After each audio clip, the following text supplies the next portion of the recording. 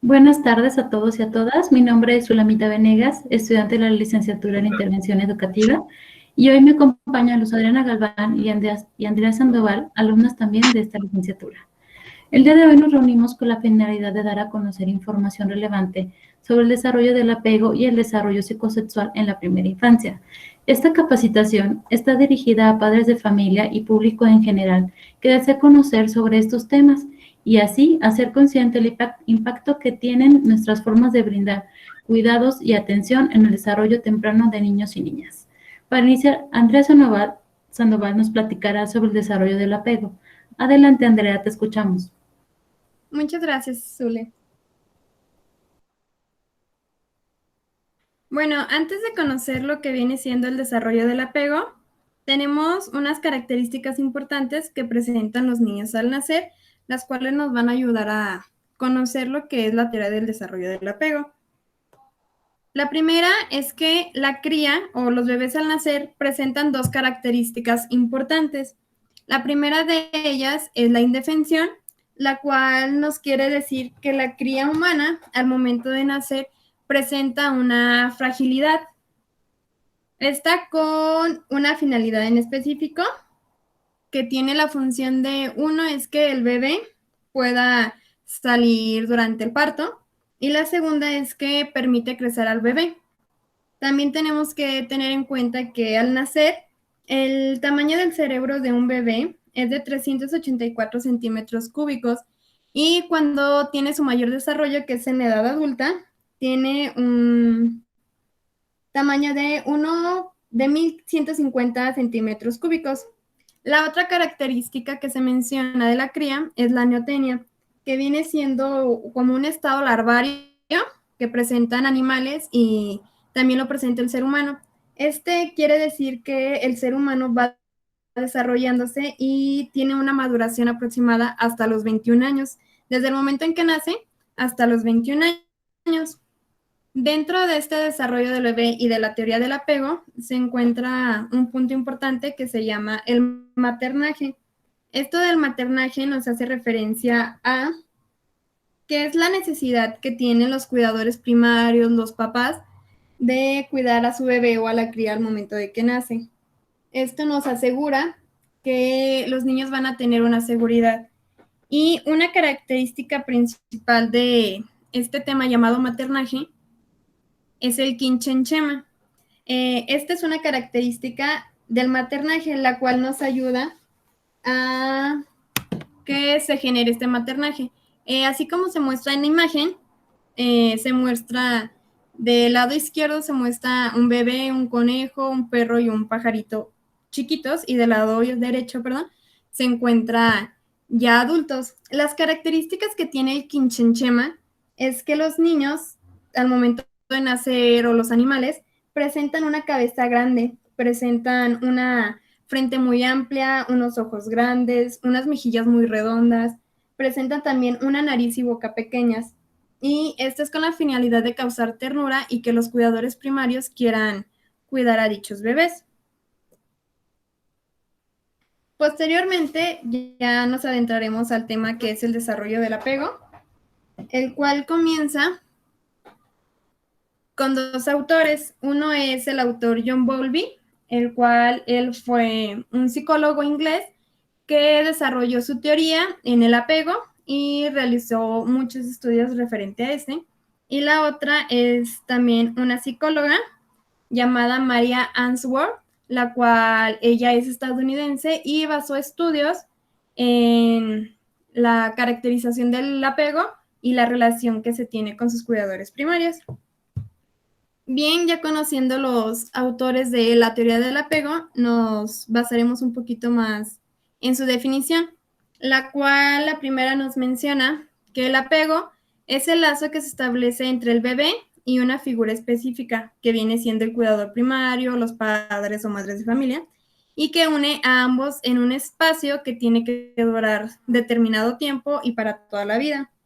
La segunda definición es de la autora Mary Ainsworth, la cual nos menciona que a través de esta relación de unión se da una sensación de consolar, de dar un placer y seguridad a los niños y así establecer una unión que se desarrolle entre un ser y el otro.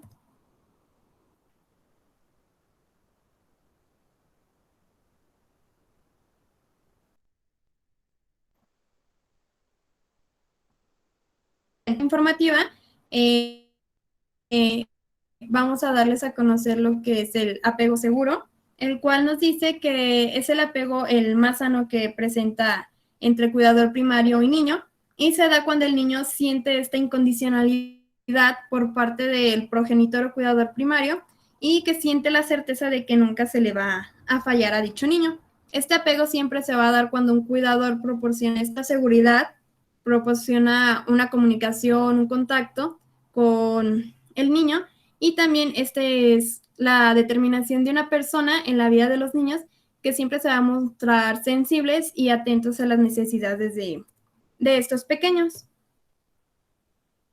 El apego inicia con un circuito neurológico, el cual nos dice que hay interconexiones de neuronas y asimismo existen una serie de hormonas, las cuales se clasifican en dos tipos, una que es la hormona las hormonas del bienestar y las otras son las hormonas del estrés, perdón.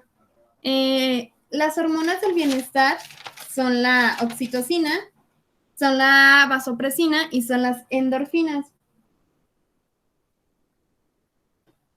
Dichas hormonas nos sirven para generar estos buenos tratos que se les tiene que brindar a los niños y los cuales los ayuda a desarrollarse de una mejor manera.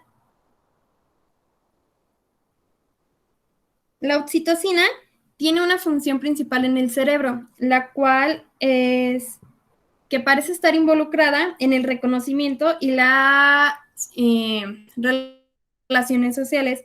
Asimismo, esta es la que se encarga de crear como estos lazos de confianza y generosidad entre las personas, ya sea el cuidador primario y el niño.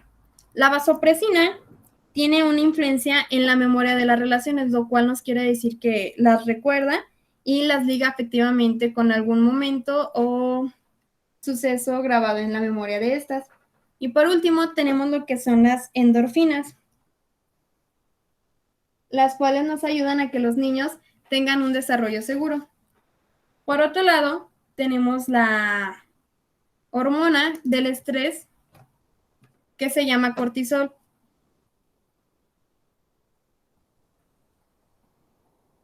Esta se ubica en el metabolismo y ayuda al sistema inmunológico, y la cual altos grados de cortisol en el cuerpo de los niños puede ser de una manera muy grave, ya que esto les genera, pues puede ser daños en su cerebro. Dentro del desarrollo del apego existe una serie de condiciones para que este se pueda llevar de una manera adecuada. Dichas condiciones se clasifican en el contacto visual, el contacto físico, la atención, la comunicación, la mediación y el consuelo. Vamos a comenzar con la primera condición, la cual aquí es el contacto visual. Y este nos menciona que dentro de este contacto visual se crea un vínculo que viene siendo la relación entre el bebé y una figura física principal, y es necesario para desarrollar el maternaje. Como bien ya lo mencioné, el maternaje es este sentimiento de cuidar a la cría humana, y dentro de este vínculo se crea un aprendizaje, ya que los niños aprenden a través de las expresiones y de la empatía. También cabe recalcar que los niños al momento de nacer solo tienen una visibilidad de entre 20 a 30 centímetros de distancia. Otra característica del contacto visual vienen siendo las neuronas espejo, las cuales nos ayudan a la imitación de gestos, la imitación de actitudes y el aprendizaje a través de las emociones. Las neuronas espejo nos ayudan a generar el sentimiento de la empatía. La segunda condición es el contacto físico, en el cual la primera contacto que se tiene con el momento desde que nace y llega a la madre se llama percepción protopática, la cual nos ayuda a generar este contacto piel a piel con los niños y empezar a generar un apego seguro. También existe un programa que se llama Madres Canguro, en el cual nos ayuda a dar a conocer este contacto piel a piel que tienen los niños con la madre y que nos dice que es un programa en el cual se coloca a los niños en el pecho de la madre para generar este apego y generalmente son niños prematuros los cuales los ayuda a tener un mayor desarrollo de estos.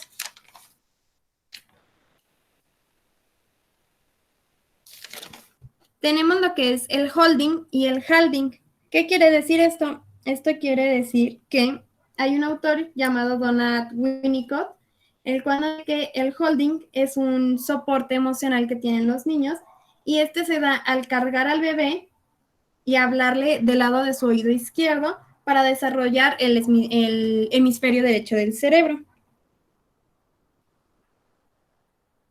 Por otro lado, tenemos lo que es el holding, el cual son todas estas maniobras y manipulaciones que se tienen al momento de cargar a su bebé y estas crean un desarrollo vestibular en los niños, así como su sistema cerebral empieza a desarrollarse de mayor manera. Y por último tenemos lo que son las interacciones fantasmáticas, las que quieren decir que estos son algunos gestos, son algunos pensamientos, son algunas emociones que tiene el adulto y que le transmite al bebé, haciendo que el bebé reaccione ante estos gestos de interacciones. No precisamente las tiene que sentir el niño, sino que el mismo adulto, el mismo cuidador primario, se las transmite a sus hijos o a los niños. Por otro lado, tenemos el tema de la atención, el cual se divide en 6 puntos. Perdón, se me movió. Se divide en 6 puntos. El primero se divide en la alimentación, la cual tenemos que tomar en cuenta que es un elemento básico del desarrollo de los niños, ya que este aporta del 70 al 80% de nutrientes al desarrollo cerebral de los niños. Asimismo, dentro de la interacción de la alimentación, tiene que haber una interacción de contacto físico y de contacto visual al momento de, por ejemplo, darles pecho al bebé. Se coloca el bebé recostado, se acerca al pecho, el niño está succionando y se tiene el contacto físico, ya que lo estás cargando y tienes que estar volteando a ver a tu bebé. Otro punto importante de la atención es el punto de la higiene, el cual tiene que tener 100% de limpieza dentro de los niños, desde limpiarles la carita, cambiarles el pañal, bañarlos. Y esto nos ayuda a que los niños tengan este apego seguro, este desarrollo físico, emocional, que los ayuda a tener esta relación entre cuidador primario y niño. Dicha higiene se tiene que hacer con amor y con mucho cuidado y se puede reforzar a través del juego. Otro punto que tenemos aquí dentro de la atención se llama el alivio del dolor, ya que tenemos que atender a los niños cuando están llorando para evitar el sufrimiento, ya que este sufrimiento puede generar la hormona del estrés, que es el cortisol, y tenemos que checar el alivio del dolor a través de qué manera o de qué dolor se está hablando, porque puede ser un dolor emocional que los niños presentan por falta de atención, puede ser un alivio porque les duele algo, porque tienen hambre, porque tienen sueño. Posteriormente, hablando del sueño, es el cuarto punto importante de la condición del apego, que es la atención, el cual es una necesidad primaria que presentamos los seres humanos, ya que si no cumplen con las horas de sueño, no tienen este rendimiento que se presenta a lo largo de su desarrollo. Y sueño tiene que tener un descanso y tiene que ser una actividad significativa en el desarrollo de los pequeños.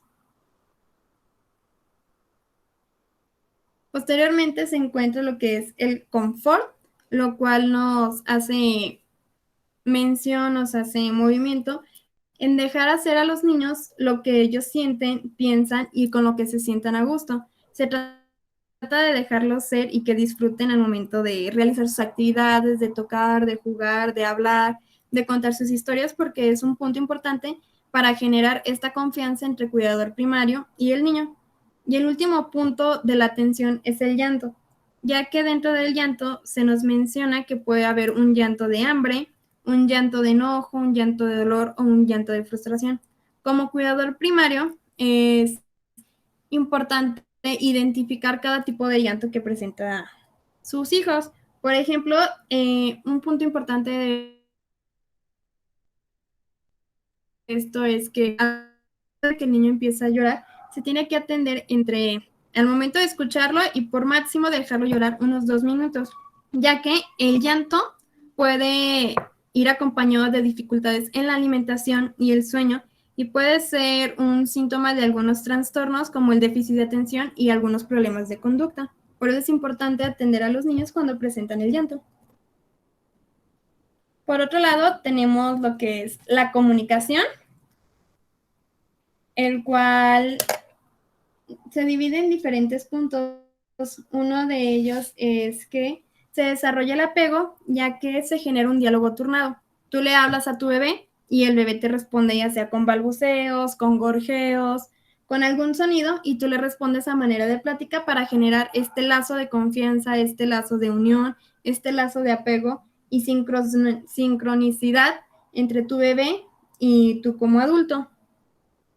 También otro punto importante de la comunicación es que al momento de comunicarte se coloque la persona adulta al nivel de los ojos del niño, ya que los niños aprenden a gesticular a través de las neuronas espejo, que es la imitación de gestos, la imitación de sonidos.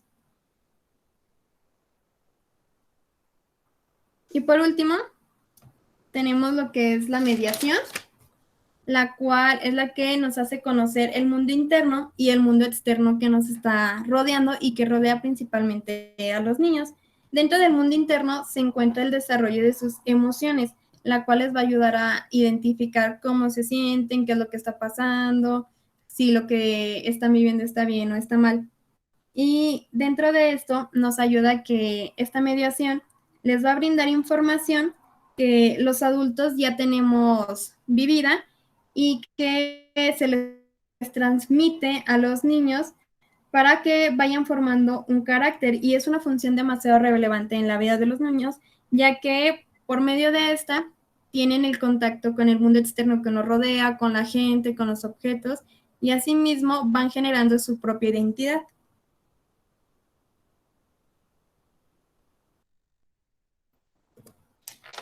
Y por último, la última condición del apego que nos menciona es el consuelo, el cual nos menciona que debemos de atender a los niños dentro de algún desborde emocional. ¿Esto por qué? Porque el consuelo es una buena práctica de cuidado en la que se da una contención emocional a los niños y los desbordamientos emocionales. Este consuelo se puede dar a través de juegos, se puede dar a través de cantos, se puede dar a través del contacto físico, ya sea un abrazo, arrullarlos, se puede solucionar. Y hay un punto importante aquí que se llama el time in, el cual es una reflexión con acompañamiento y es tratar de reflexionar, de hacer entender al niño, de comunicarnos entre el adulto y el niño para ver por qué es este desbordamiento emocional, qué fue lo que llevó a este desbordamiento y llevar a solucionarlo.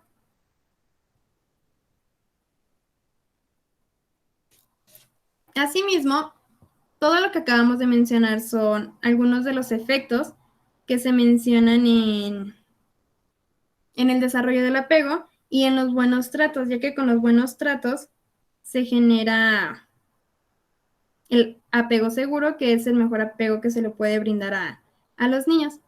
Dentro de este apego tenemos que tener en cuenta que existen estos vínculos afectivos que los adultos ofrecen y que esto va a desarrollar un punto importante en la vida de ellos, que es la resiliencia.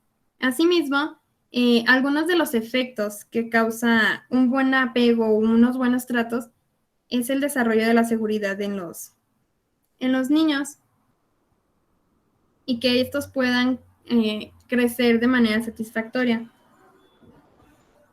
El efecto tiene 3 puntos importantes. Uno de ellos es que secretan las hormonas del bienestar, que son la oxitocina, vasopresina y algunos de los neuropéptidos opioides endógenos que ya fueron mencionados anteriormente.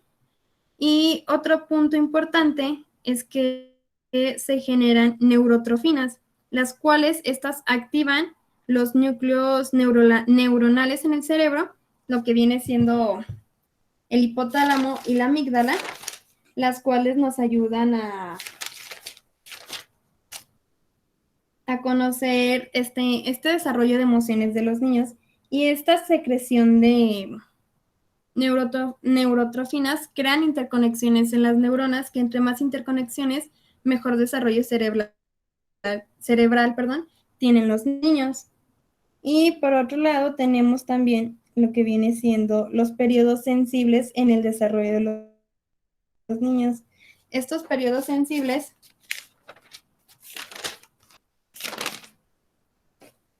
son estos momentos en donde el cerebro de un niño está en la mejor condición para aprender todo lo que se les ponga enfrente, desde partiendo de la visión y la audición, que todo lo que escuchen, todo lo que vean los niños, lo van a aprender y lo van a querer llevar a cabo. Otro punto del periodo sensible es el lenguaje. Por eso a todos los niños pequeños se les tiene que hablar y gesticular las palabras para que vayan adquiriendo el desarrollo de este. Y por último, tienen las funciones cognitivas, las cuales ayudan al pensamiento y al desarrollo de este. También dentro de estos periodos sensibles se encuentra un punto importante llamado plasticidad cerebral, la cual es esta capacidad que tiene el cerebro, que tiene el ser humano, de adaptarse a algunas actividades, algunas condiciones para solucionarlos y no causar daños en el cerebro. Y por último, dentro del desarrollo del apego, así como está el apego positivo, que era el apego seguro, se encuentran tres tipos de apego que son negativos,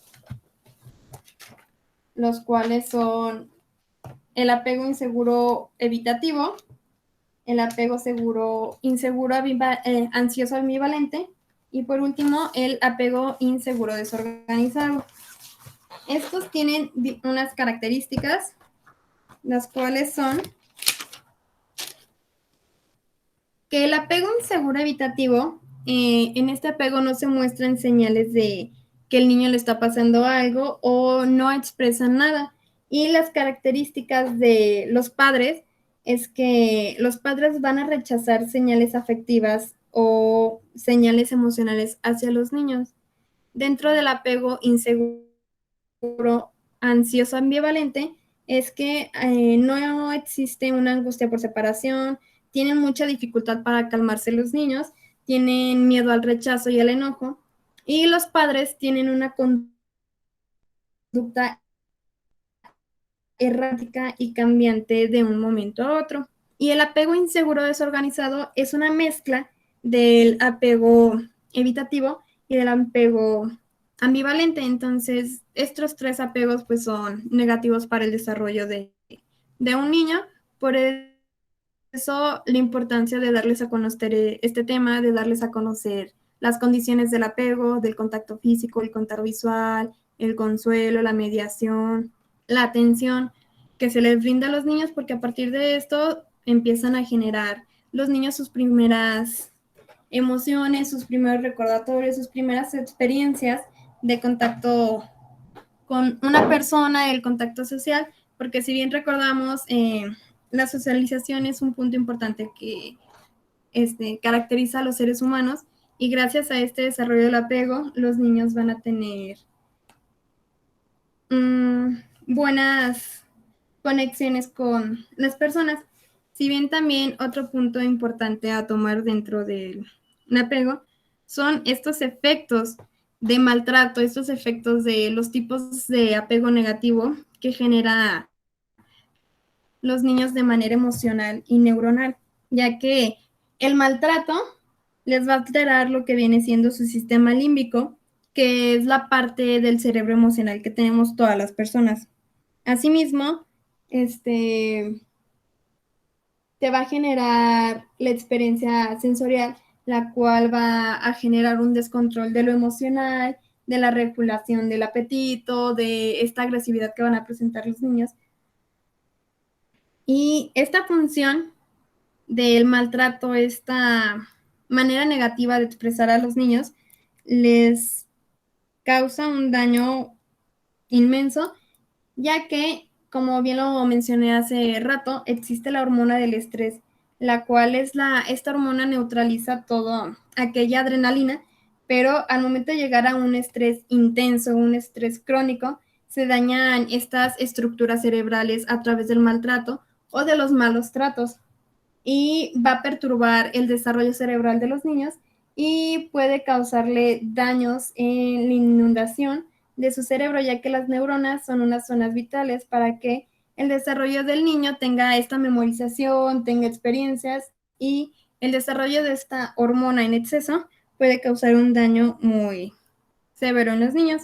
Recordemos que debemos construir juntos un apego seguro, ya sea a través de tus sobrinos, de niños que conozcas, de cualquier persona, y tratar de evitar el maltrato a como de lugar.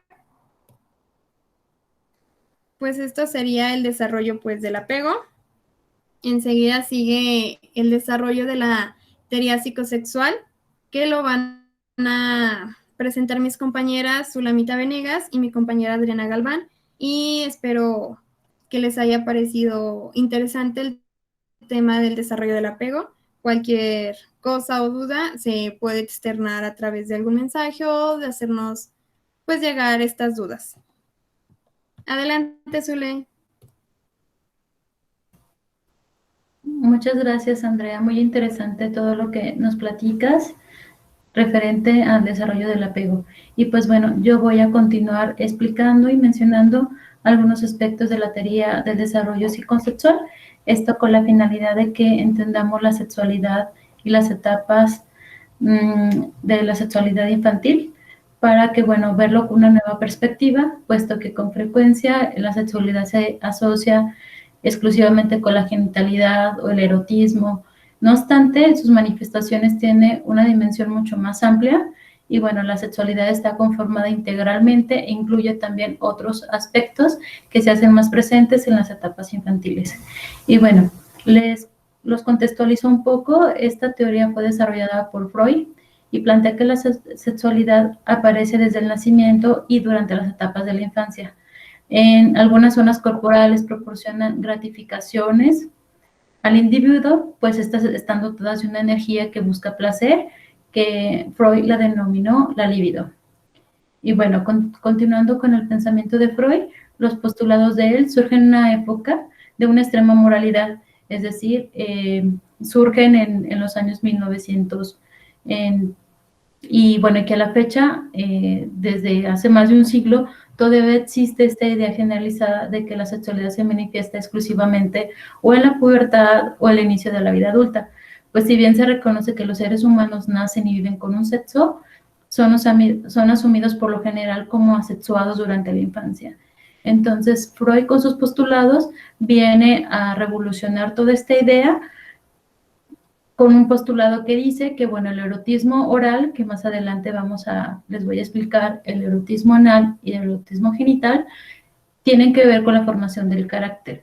Es decir, que como los infantes vivan esta sexualidad en la infancia, va a tener repercusiones en las etapas posteriores del desarrollo, o inclusive, como lo mencionaré un poco más adelante, en que se realicen fijaciones que permanecen hasta la edad adulta.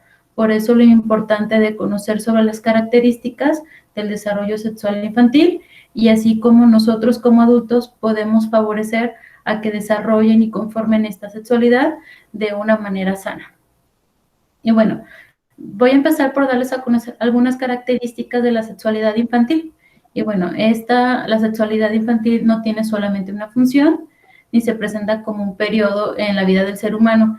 Es un proceso dinámico en donde la energía sexual se organiza en diferentes etapas y cada una tiene unas peculiaridades en específico y estas etapas son indispensables para ir formando la personalidad adulta y que finalmente esta sexualidad infantil va a dar la pauta para alcanzar una sexualidad madura.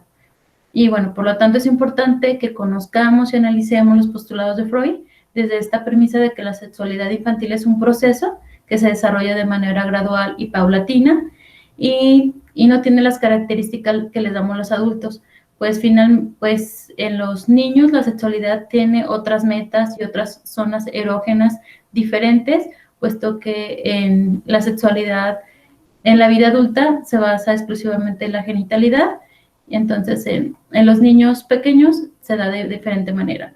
Y bueno, para explicar todo este proceso, Freud establece algunos conceptos que les voy a ir mencionando, algunas conceptualizaciones sobre la sexualidad, y bueno, él determina el líbido, ahí esto se refiere a la energía de las pulsiones o instintos que dirige toda conducta. Creo, bueno, también por mi experiencia, que nosotros cuando escuchamos libido se nos viene a la mente como deseo sexual, pero que tiene que ver con la genitalidad. Y Freud se refiere a que es como un instinto de vida, aquello que te impulsa a querer hacer las cosas. Entonces, esa energía es la que te mueve a realizar ciertas conductas. Y bueno, para el psicoanálisis, el líbido la determina como aquella energía sexual que realza algunos placeres específicos que queramos tener ciertas conductas en específicas y bueno, y que también tiene que ver en la edad pequeña con algunas funciones vitales como el comer, la regulación intestinal y el movimiento corporal.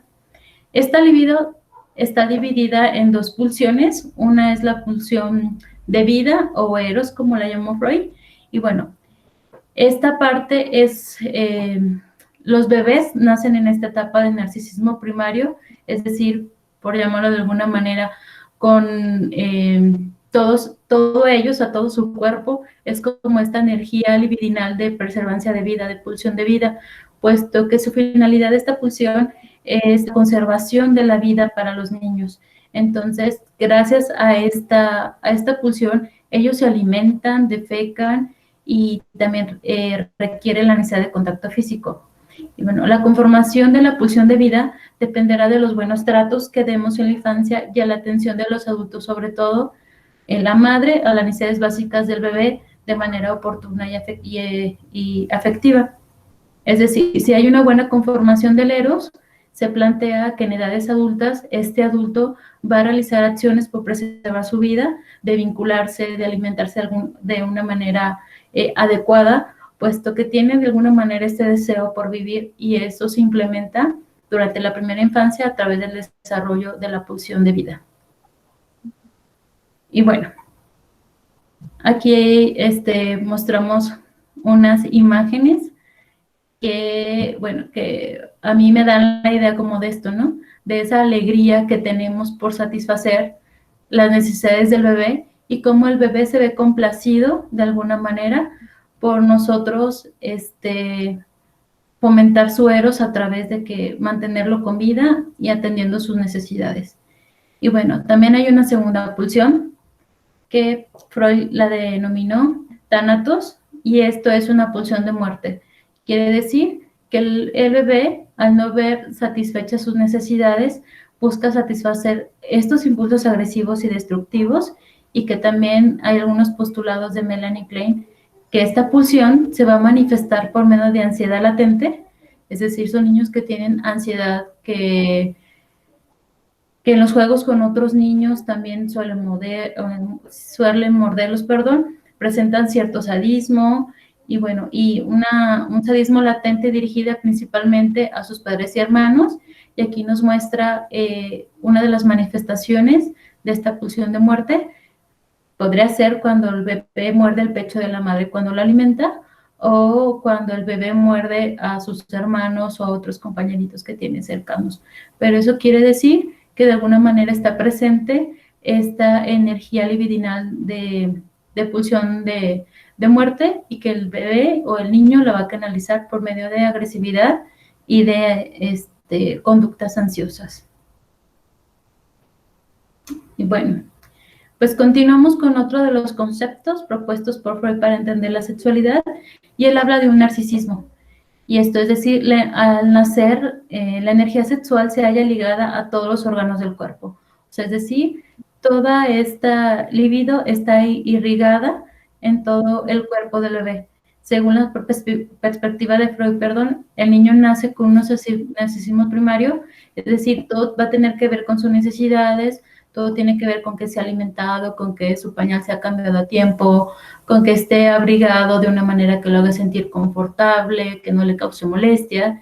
Y bueno, finalmente, esto tiene la finalidad de mantener con vida al bebé, como les mencionaba anteriormente.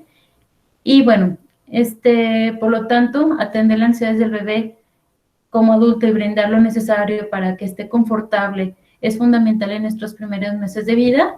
Por eso acá les pusimos esta imagen de las primeras necesidades del bebé que deben ser cubiertas por los padres para que efectivamente se vea beneficiado este narcisismo primario, que de no ser así, en edades más adultas, que tiene que ser un narcisismo secundario, se le va a dificultar pasar esta etapa por no haber vivido de manera correcta esta primera etapa necesaria para el bebé y su supervivencia del narcisismo primario. Otro aspecto de la teoría de Freud que rescatamos es la zona erógena. ¿A qué se refiere con la zona erógena? Bueno, los impulsos de placer que buscan los niños se centran en un área diferente del cuerpo dependiendo de la etapa en la que se encuentran. Es decir, una zona erógena es un sector de la piel o de la mucosa en el que estimulaciones de cierta clase provocan una sensación placentera. ¿Y esto por qué es necesaria una zona erógena? Porque más adelante les voy a hablar acerca de la etapa oral, es decir, el niño se siente satisfacción al ser alimentado y por lo tanto, como le produce placer, es una acción que va a querer estar repitiendo. Y para él es necesario tener esta zona erógena, pues necesita ser alimentado y mantenerse con vida. Entonces, todas estas zonas erógenas y pulsiones de las que habla Freud, en la edad temprana tienen esa finalidad de mantener con vida al bebé. Entonces, por eso les comentaba al inicio que es necesario verlo desde otra perspectiva, puesto que también si nos hablan de zona erógena, culturalmente también se nos vienen asociaciones de tipo genital, pero probablemente por esto el tema de la sexualidad infantil de alguna manera todavía es tabú, puesto que estos conceptos se han contaminado un poco con las concepciones que tenemos de la sexualidad adulta. Pero con los niños tiene que ver inicialmente con situaciones de supervivencia. Y bueno, entonces les comento, existen zonas erógenas predeterminadas, una de estas es la boca, otra es el ano, otra es el pene, entre otras, y en cambio todos los sectores del cuerpo y los órganos internos poseen la propiedad de erogeneidad, es decir, todas las partes del cuerpo interno de un bebé pueden llegar a ser erógenas, pero ¿qué es lo que hace que una zona sea erógena?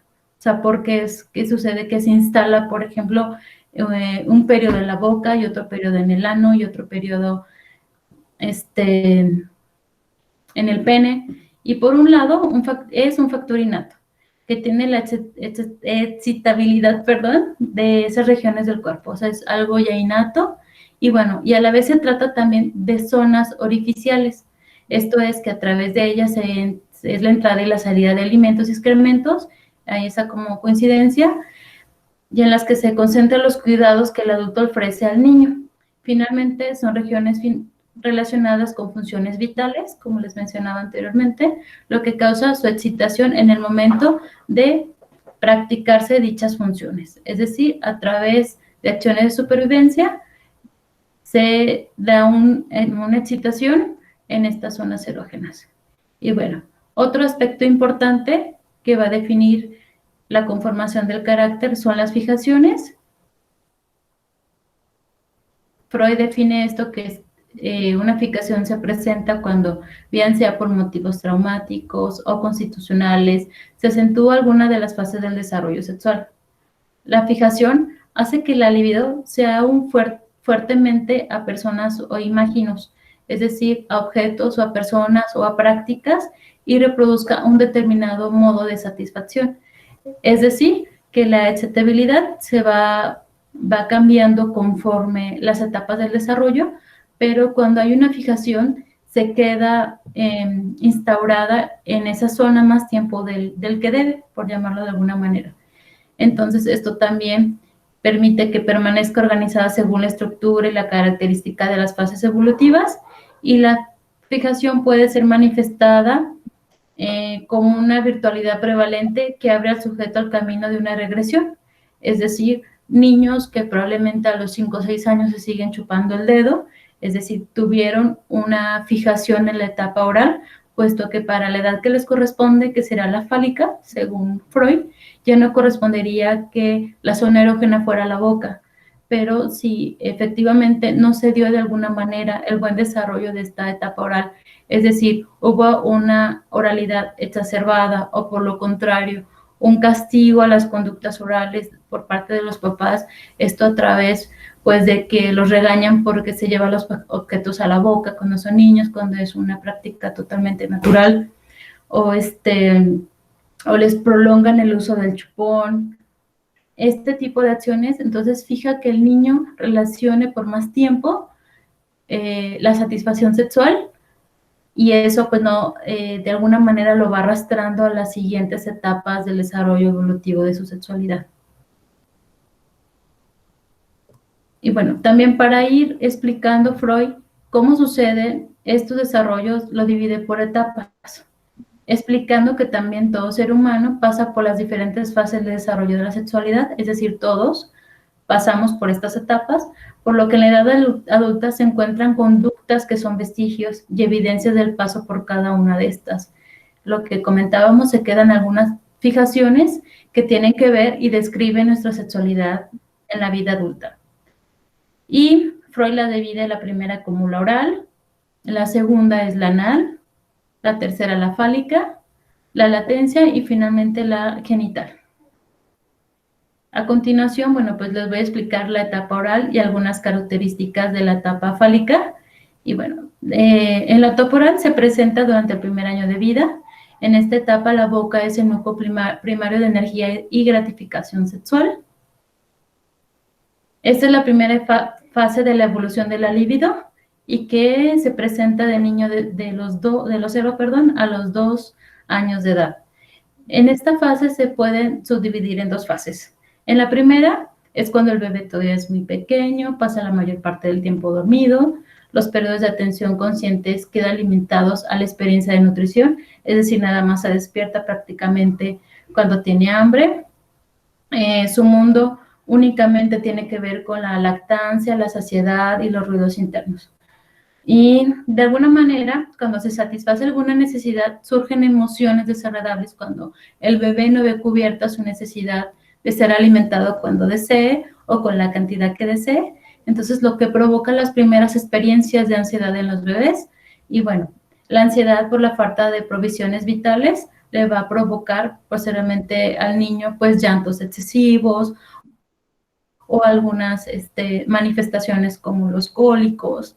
Y bueno, en esta fase el placer sexual está ligado predominantemente a la excitación de la cavidad bucal y de los labios, que acompañan a la alimentación. Por eso acá les pusimos una imagen que representa al homúnculo de Pinfield, que significa que la representación cognitiva que tenemos en el cerebro de la boca es muy amplia. Es decir, si realmente en comparación del cuerpo, por la boca nuestras sensaciones es muy grande en relación con la cavidad. Si fuera correspondiente a la parte del cerebro sensitiva de la boca, realmente nuestro cuerpo luciría así. Sentimos mucho por las manos, por la boca, por la lengua. Entonces, esto representa cómo los niños a las primeras etapas sienten todo a partir de la boca, la alimentación y la succión. Y bueno, al nacer, el niño también es privado de la simbiosis, es decir, él está perfectamente en el vientre de su mamá, Esto hace que se ponga en funcionamiento la capacidad y la intención del pecho, es decir, el bebé quiere permanecer unido a su madre. Y bueno, esto hace de alguna manera el vínculo de alimentarlo. En esta fase el niño vive y ama a través de la boca y la madre lo transmite por medio de sus senos, en la simbiosis que realizan.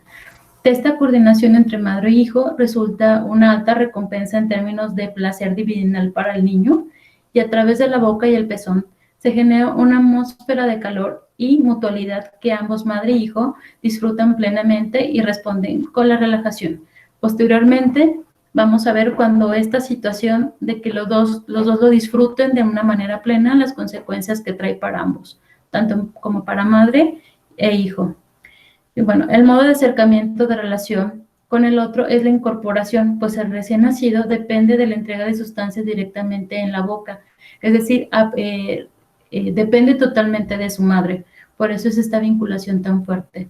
Y al inicio la función sexual se satisface por medio de esta función vital, pero posteriormente adquiere ya autonomía y a través del chupeteo se satisface de una forma autoerótica, ya pasando aproximadamente a los 6 meses, que ya no depende totalmente del pecho de su madre, sigue teniendo todavía este placer libidinal, puesto que recordemos que es de los 0 a los 2 años, entonces lo va a sustituir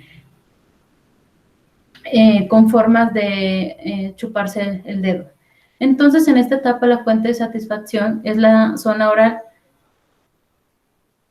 Y bueno, en la segunda fase también sigue siendo oral y es la capacidad para asumir una actitud más activa y dirigida, y el placer derivado de ella se desarrolla y madura. Aparecen ya los dientes y con ellos el placer inherente de morder cosas duras y que no ceden a la presión, el morder objetos blandos, el destrozar con los dientes. Y bueno, para Freud, en esta primera fase, el libido está vinculada con la necesidad de mantenerse también vivo, pero ya como de alguna manera, a través también de que ya cuenta con dientes, se habla de que ya está en una etapa oral canibalesca, que si efectivamente aparte también tienen presente este impulso libidinal de muerte, es lo que les comentaba, que la descarga es por medio de mordeduras hacia sus compañeros o su propia mamá. Y bueno, vamos a continuar con otro aspecto importante de la etapa oral, que es la succión. Y bueno, que se define como un instinto natural esencial para alimentarse, que puede tener un efecto calmante y relajante en el bebé, evitando que pues, se prolongue el llanto. Para un recién nacido hay que recordar que la succión es un acto instintivo, es un acto reflejo, capaz de que a esto le produce un efecto calmante y relajante. La succión también estimula la producción de serotonina en los niños, una sustancia que es muy importante en la regulación del estado de ánimo y del sueño, y que también es capaz de promover un estado de calma y serenidad. Por esta razón, chupar le da consuelo al niño y le ayuda a relajarse, especialmente antes de acostarse. A través de la succión también se forma un vínculo afectivo. Y bueno, como lo mencionaba, la succión satisface importantes necesidades también, no solamente de alimentación, sino también psicológicas. Al tomar el pecho, el sentido de seguridad, de satisfacción, de placer y éxito está estrechamente vinculados con la actividad bucal, que también alivia la tensión psíquica y establece de un modo importante la relación con la madre.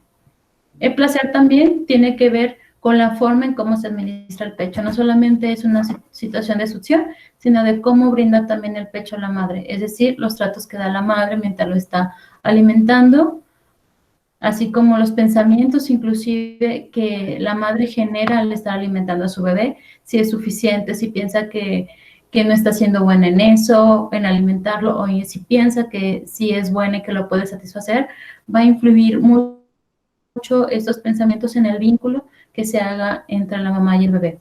Un ejemplo común es pensar que solo se satisface el hambre. Entonces, si está esta concepción como muy instaurada actualmente en nuestra cultura, que no se habla mucho de los buenos tratos y solamente se tiene entendido que uno da pecho únicamente para alimentarlo, entonces es importante que concienticemos de que no únicamente se da alimento, sino es toda una vinculación de afecto y de formación del apego que se da a través de que las mamás amamanten a sus hijos. Aprender a succionar va a ser la tarea del bebé, mientras que la tarea de la madre es sostenerlo y estimularlo al bebé, y estimularlo a través del afecto, a través de las caricias, a través de hablarle en el momento que le está alimentando. Y bueno, de tal suerte se constituye una sincronía entre los dos que establecen una conducta de apego por medio de las que aseguran este vínculo y se comprenden los diferentes ritmos de la madre y del bebé a la hora de estimulación. Y que, bueno, como nos comentaba Andrea Sandoval, esto fue propuesto inicialmente por Bowlby y que él también describió con, pues, la verdad, con gran acierto, que la secuencia e importancia de las conductas de apego en la especie humana con la consecuencia del establecimiento del vínculo como un proceso llamado de vinculación. Precisamente la alimentación en concreto, la succión representa algo nuclear a la hora de establecimiento y estabilización vinculares y por consiguiente de una conducta correcta de apego. O sea, es decir, hay maneras en que, o actos que vinculan a la mamá con el niño. Andrea Sandoval nos habló del contacto físico y del contacto visual, y Bowlby también recalca que uno también de los más importantes es precisamente vincularse con el bebé a través de ofrecerle el pecho. Y bueno, los niños van madurando, ya no únicamente succionan el pecho de su madre, sino conforme se sientan y empiezan a ver que hay todo un mundo que los rodea, empieza también a explorar otras funciones relacionadas, obviamente también con la boca, porque están en esa etapa. Entonces van a tomar acciones como morder, masticar, desgarrar y hasta lamer. Todo lo anterior además permite de que exploren, favorece el proceso de la dentición, o sea, de que les hagan sus dientes, de que mastiquen de una manera adecuada, y es el precursor principal de que los niños adquieran el lenguaje. Desde el psicoanálisis es importante que es mediante la acción de la succión que el bebé experimenta por primera vez el placer, como lo habíamos mencionado, y es precisamente a partir de esa edad que el niño empieza a entender que la mejor manera de conectarse con su mundo exterior y sentirse seguro es también a través de su boca. Esto lo va a empezar a entender. Ahora ya no solamente se va a vincular con la madre, sino que también se va a vincular con el mundo. Por eso, en los primeros meses es habitual verlo chupar su manta, el muñeco, algún objeto que tenga cerca. Succionar sin un estímulo cuando está a punto de quedarse dormido es muy común, y en esta primera parte de la vida no está tan desarrollado el espacio visual y el espacio auditivo. Es importante que entendamos que un bebé no se conecta solamente con la mirada o escuchar un objeto, sino buscará metérselo a la boca para poder conocerlo. Probablemente más adelante también quiera tocarlo y mirarlo, pero inicialmente lo que va a querer es metérselo a la boca. Entonces, ¿esto qué significaría? Coartar o limitar el uso de la conducta exploratoria podría retrasar o desacelerar inclusive el proceso en el desarrollo del lenguaje, como el balbuceo, el gorjeo o la construcción de holofrases, que esto es decir que los niños expresan toda una frase con una sola palabra. Entonces, cuando ya es capaz de coordinar acciones con las manos, se va a llevar a la boca cualquier objeto que tenga a su alcance. Esto pasa porque está más desarrollada que cualquier otra parte del cuerpo, principalmente por la necesidad de ingerir alimentos. Por eso se lleva cualquier objeto a la boca de manera instintiva. En esta etapa dura varios meses y durante su transcurso hay que estar muy atentos a lo que ponemos a su alrededor para evitar accidentes o atragantamientos por algún objeto. Como lo mencionaba, en los principios de las fijaciones, Freud podrá sugerir que si no se da de manera adecuada la función oral en los niños, puede sugerir que en edades futuras podrán morderse las uñas, tienen necesidades de fumar, masticar chicle, beber en exceso. Son signos de una fijación oral. Es decir, que no se succionó, no se le permitió al bebé succionar como lo necesario para que él pueda satisfacer esa necesidad de curiosidad, o al contrario, se dio como una sobreoralidad, es decir, que se prolongó el uso del chupón, o que inclusive también hubo una conducta rígida ante las actividades exploratorias de la boca de los niños, cuando los papás se meten las cosas a la boca, los niños a la boca, las cosas a la boca, los papás los regañan, perdón. Entonces, también tener una actitud estricta va a influir en que busquen de adultos. Creo que Andrea se le cortó la llamada, pero yo les voy a seguir explicando. Entonces, Freud podrá proponer que estos son unos símbolos de que está pasando algo con la conducta oral que no fue cubierto durante la etapa que le correspondía. Entonces, los adultos siguen con esta oralidad. Y bueno, esto también se podrá presentar en edades tempranas en los niños, cuando se muerden los dedos o las uñas, o como les comentaba, cuando muerden a sus otros compañeros. Este tipo de conductas se puede ver en las estancias infantiles. Es muy común que los niños realicen estas acciones. Y bueno, me gustaría hablarles un poco de la esfera oroalimenticia, que esta esfera oroalimenticia se trata de explicar de alguna manera la alimentación y la nutrición, cómo tienen una gran relevancia e impacto en todo el proceso del desarrollo social y emocional del sujeto. Y bueno, Freud distingue dos satisfacciones distintas en la etapa oral.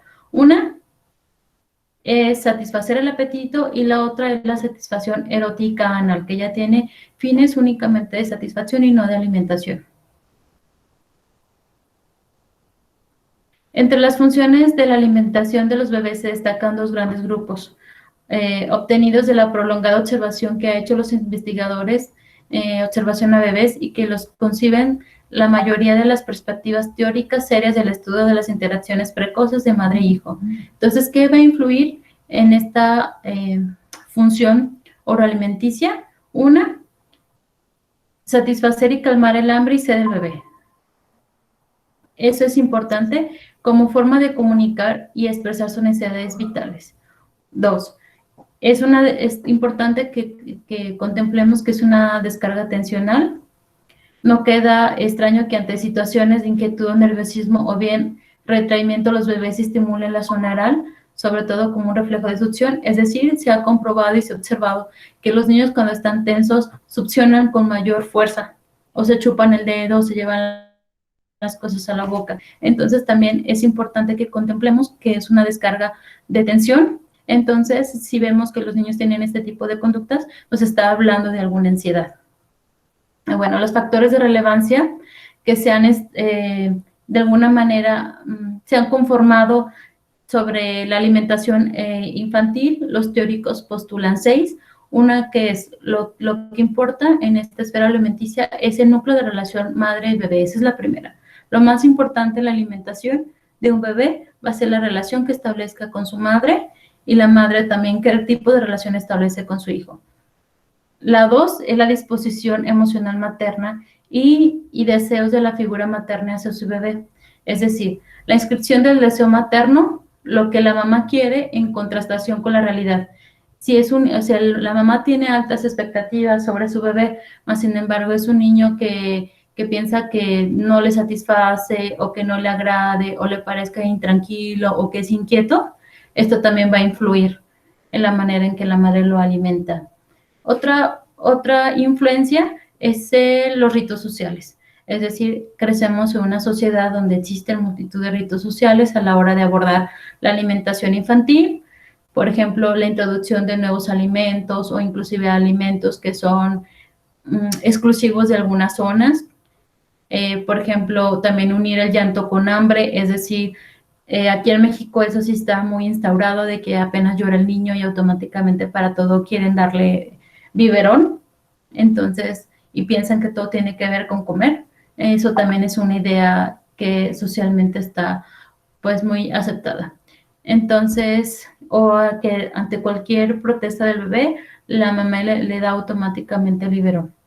Otra cosa que influye en las formas de alimentar son las ideas familiares preconcebidas, es decir, la actitud que va a tener la familia ante este proceso de lactancia o de alimentación. Es decir, pueden ejercer presión o pueden que les parezca que lactar no es algo que guste, o quizás si la abuela pensó que tenías que consumir algunos alimentos en específico para que tenga más leche.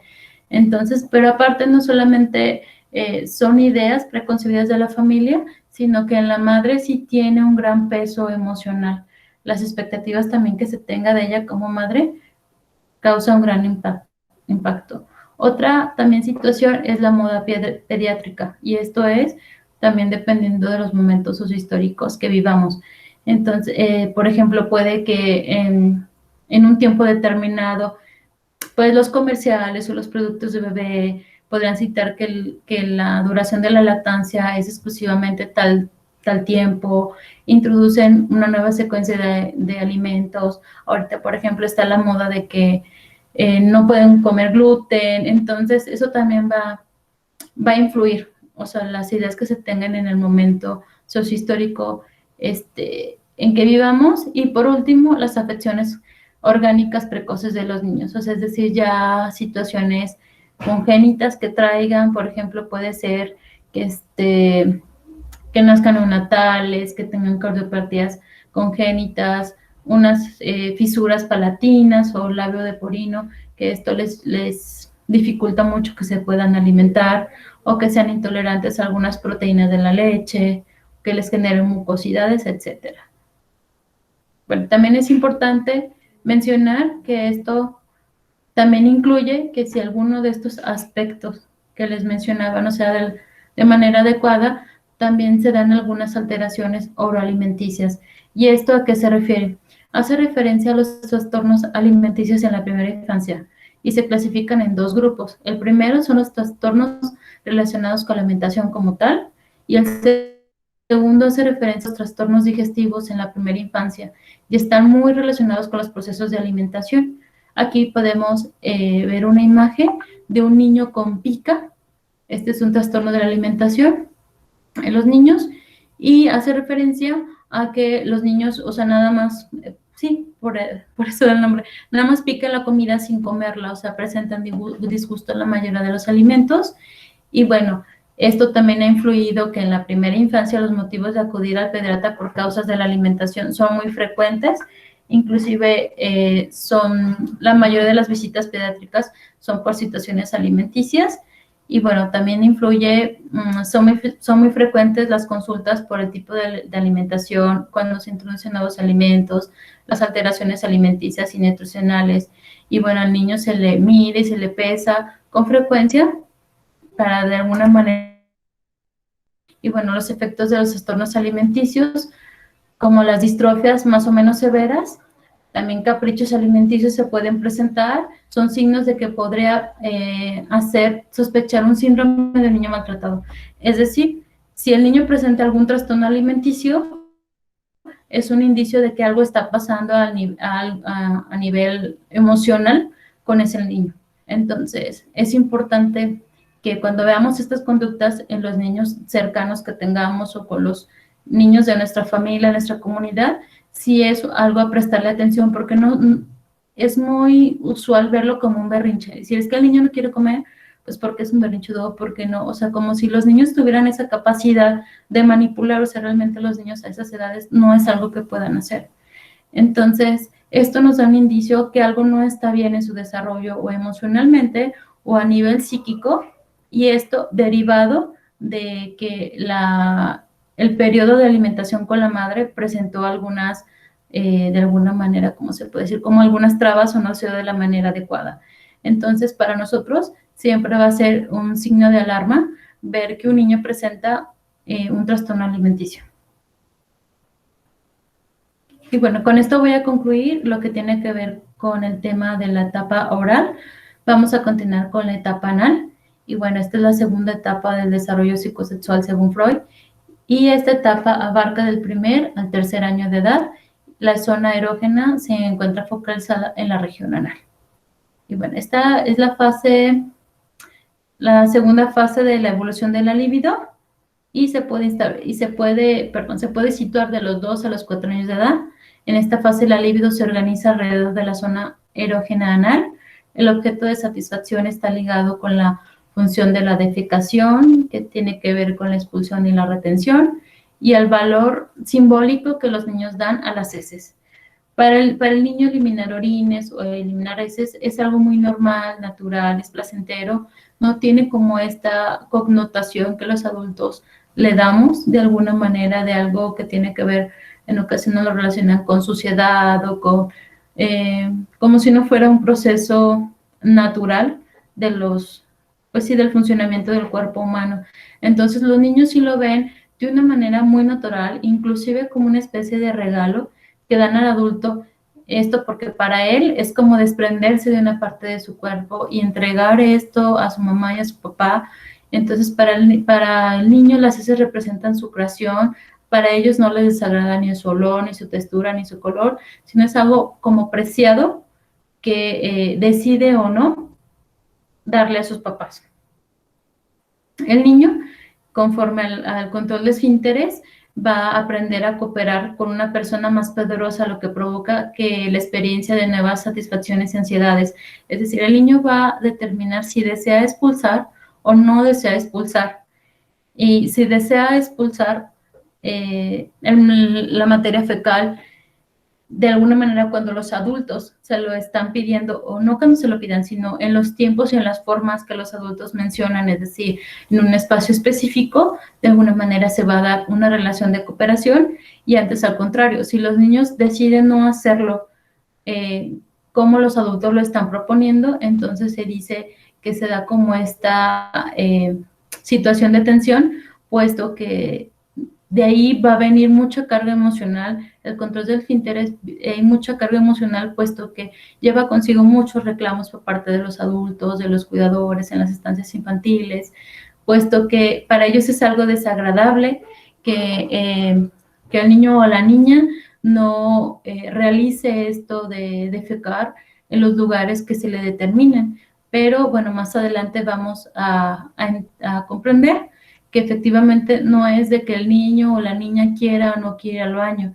La defecación tiene consigo o implica muchas estructuras corporales, las cuales requieren de un proceso de maduración, como la maduración de sus órganos intestinales y estomacales, y también la maduración también de su sistema nervioso.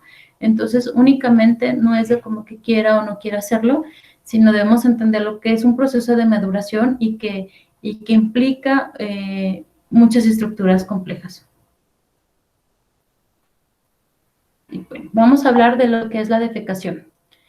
En la defecación se plantea al niño una primera decisión entre la disposición narcisista y el amor a un objeto.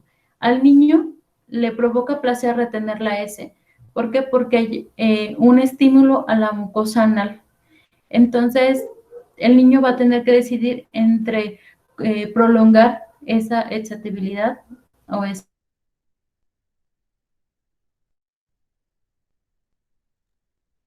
atender a lo que dicen los adultos y entregarle como este regalo. Entonces, es el primer dilema que va a presentar el niño. Si decide, pensando como o instaurado en la posición narcisista, quedarse con ese placer o entregar esas heces como un acto de cooperación hacia sus padres. Entonces, si decide que es así, expulsará dulcemente los excrementos como sacrificio al amor, o los retendrá para satisfacción autoerótica y más tarde para la afirmación de su voluntad personal. El niño se afirma de decir, es cuando yo decido, y de alguna manera eso fomenta su voluntad. Aquí hay un pequeño esquema de proceso de defecación. No lo voy a explicar, no me lo voy a explicar todo porque sería un poco tardado, pero les platico que al inicio empieza con un reflejo, posteriormente se activan con ese reflejo algunos músculos rectales,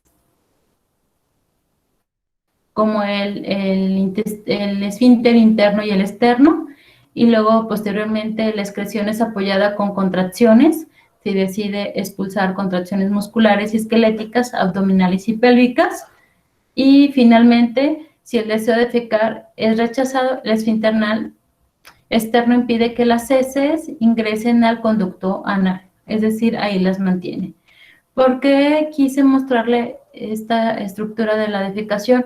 Porque es importante que sepamos, como les mencionaba, que es un proceso de defecación conlleva la maduración de muchos órganos, inclusive una cierta maduración neurológica, pues es un proceso con implicaciones neurológicas que también tiene que ver con la capacidad de controlar los músculos de la vejiga, el control del esfínter, y también que requiere una cierta maduración psicoactiva. Es decir, se relaciona con el desarrollo emocional afectivo. Los niños también tienen que tener cierta maduración en ese sentido, pues depende de una relación interpersonal positiva donde predominan las emociones positivas sobre las negativas, es decir, cómo los papás van a llevar todo este proceso, si van a fomentar que el niño llegue a una autonomía o si de alguna manera se le avergüenza pues con decirle que lo hizo mal, con decirle que ya se ensució, que es un,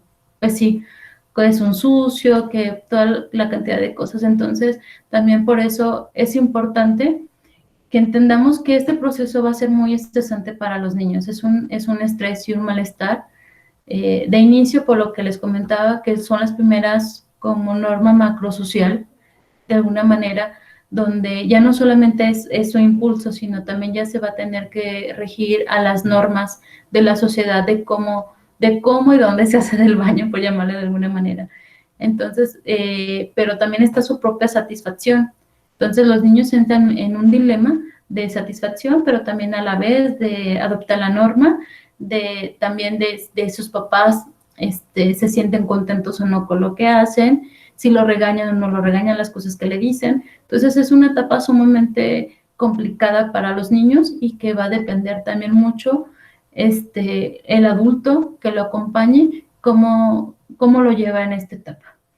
Y bueno, la siguiente diapositiva nos habla que es una fuente de angustia, es decir, la organización anal aparece en la teoría del psicoanálisis como una encrucijada importante, como un punto crucial en la organización psíquica, en tanto se ligan las pulsiones, el narcisismo, las defensas, la constitución del yo y la interiorización de normas. Entonces, conjuegan muchos papeles en esta control de esfínteres. Entonces, el niño obedece en esta fase a impulsos contradictorios que van a caracterizar su forma de comportarse y de relacionarse con los demás. Fíjense qué importante. A partir de cómo se resuelva esto del control de esfínteres, va a marcar una pauta de cómo se relacione. Es decir, si el niño es siempre complaciente o trata de ser siempre complaciente con los papás, o al contrario, tiene una actitud narcisista ante sus propias heces, entonces eso va a marcar de alguna manera las relaciones a futuro que tengan los niños. Estos son, bueno, las retenciones y la eliminación. O retiene o elimina, o es una persona que se da, o es una persona que no suelta nada, por llamarlo de alguna manera. Entonces, el desarrollo del sistema muscular le da también un mayor poder al niño sobre el medio ambiente que le rodea, adquiere la capacidad para alcanzar, asir, para arrojar, empujar. Muchas cosas están sucediendo en el niño se empieza a ser autónomo. Se empieza a apropiar de las cosas y bueno, en esta etapa se caracteriza también por la lucha por su autonomía y empieza a ver el mundo como un yo. Empieza a mover más el cuerpo, su cuerpo se empieza a fortalecer. Entonces ya no solamente es la mamá, o sea, es la mamá y soy yo y también es el mundo. Y bueno, esto también al mismo tiempo quiere acercarse, pero también a la vez ya quiere soltar. También quiere acumular y también quiere descartar, quiere aferrarse y arrojar. Entonces, es un tiempo de grandes dilemas del niño, por eso se menciona que es un periodo de tensión. Y bueno, si se da de alguna manera cooperativa, la función autoconservadora del erotismo anal, lo que les platicaba de que retenga sus heces, es decir, para el niño es placentero retener sus heces fecales, y bueno, se ve compensado o que ya no va a tener esa satisfacción anal, más sin embargo, se va a ver compensado por haber provocado que le digan que lo hizo bien. Entonces, ese sentimiento de bienestar que siente por la aprobación de sus padres o sus cuidadores compensa de alguna manera ese bienestar que el niño desea tener. Entonces, al inicio de esta fase, los frecuentes malestares y tensiones parecidos con el niño, mientras también sus intestinos aprenden a realizar su función diaria. Y bueno, para finalizar, Uno de los postulados de Erik Erikson, que también habló acerca de esta etapa, es de los 18 meses a los 3 años, que para él están los niños en la etapa de autonomía ante vergüenza y duda. Es decir, se presenta el conflicto, como les mencionaba, entre el niño ser autónomo o que efectivamente las conductas que él tiene no sean bien vistas y sean reprobadas por sus padres, entonces el niño va a generar vergüenza y duda. Y bueno, según los postulados de este teórico, la segunda etapa del desarrollo es la autonomía frente a la vergüenza. Esta etapa está ligada al desarrollo muscular y de control de eliminaciones del cuerpo. Y bueno, si esta crisis, si este control de esfínteres se da con éxito, los niños en un futuro serán personas autónomas, capaces de saber qué es lo conveniente en todo momento y bueno, y capaces de tomar también sus propias decisiones. De lo contrario, si no se supera, tendremos niños dudosos, incapaces de tomar decisiones por sí solos y niños vergonzosos. Y también va a influir mucho en los rasgos de personalidad, cómo también se lleve esto del control esfínteres. Y Freud propone que las fijaciones en este punto del desarrollo puede conducir a que sean personas anales retentivas, así las clasifica, y otras que son expulsivas anales. Es decir, si prevaleció el narcisismo de retener las heces, en un futuro las personas pueden estar experimentando o fueron entrenadas de una manera muy rígida para ir al baño, o se les mencionó cosas como que eran sucias o que lo que hacían estaba bien. Estas personas tienden a comportarse o tener trastornos obsesivos compulsivos. Es decir, son personas que son extremadamente limpias, que quieren todo en orden, de alguna manera se puede hablar de cierta tacañez, entonces quieren tener todo como muy dentro del control. Y esto también tiene que ver con las conductas estrictas por parte de los papás. Y bueno, los individuos expulsivos anales, por otro lado, pueden haber experimentado un entrenamiento para ir al baño muy laxo o muy inconsistente, lo que resulta en que sean muy desordenados y desorganizados como adultos. Y bueno, esto sería todo lo que yo les comentaría referente a la etapa anal. Seguirá mi compañera Adriana Galván compartiéndoles también algunos aspectos sobre esta etapa. Muchas gracias. Te escuchamos, Adriana.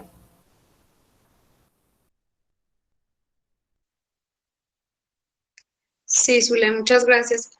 Continuando con este tema, voy a abordar lo que es las actividades compensatorias que surgen también en la etapa anal, las cuales son, como mencionabas, la anal expulsiva y la anal retentiva. ¿Qué es lo que sucede en la anal expulsiva? Que se presenta un placer al pasaje de materias fecales a través del ano. Desde el punto de vista psíquico, esta expulsión significa la destrucción de las mismas, obedeciendo a un propósito de placer hostil. Las representaciones de los objetos queridos del mundo interior, manifestados al exterior. Por esta parte, o sea, siguiendo como esta idea de lo psíquico, se podría decir que un engaño o mentiras a esta edad para los niños lo pueden manifestar a través de diarrea, o sea, como que esa es su manera de manifestarlo. Incluso ya en la edad adulta puede llegar a suceder lo mismo. Si hay una fijación muy grande, van a manifestar cuando, o sea, de esta manera cuando les suceda algo parecido, que se sientan engañados, traicionados, lo van a representar así. Continuando con la anal retentiva, es aquella en la cual el placer ya no está determinado por la expulsión, sino que ahora más bien sería por la retención, a lo que llamaríamos una ampolla fecal, agregándose valor psíquico a la retención y control de los objetos internos, lo cual debe considerarse en brindar al niño en las etapas sucesivas el sentido de placer al retener igualmente en su ano las heces. Pasamos a los condicionamientos. La siguiente, por favor.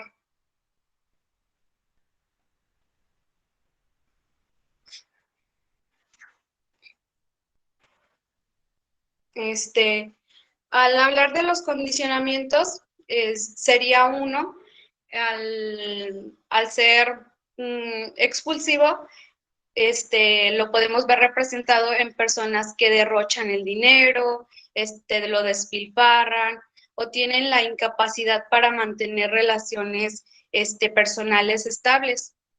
Por lo mismo de que desde la infancia han pensado que lo ideal es deshacerse, o sea, como que estar expulsando, y esto lo van a representar en objetos, en dinero, en personas, en cualquier aspecto.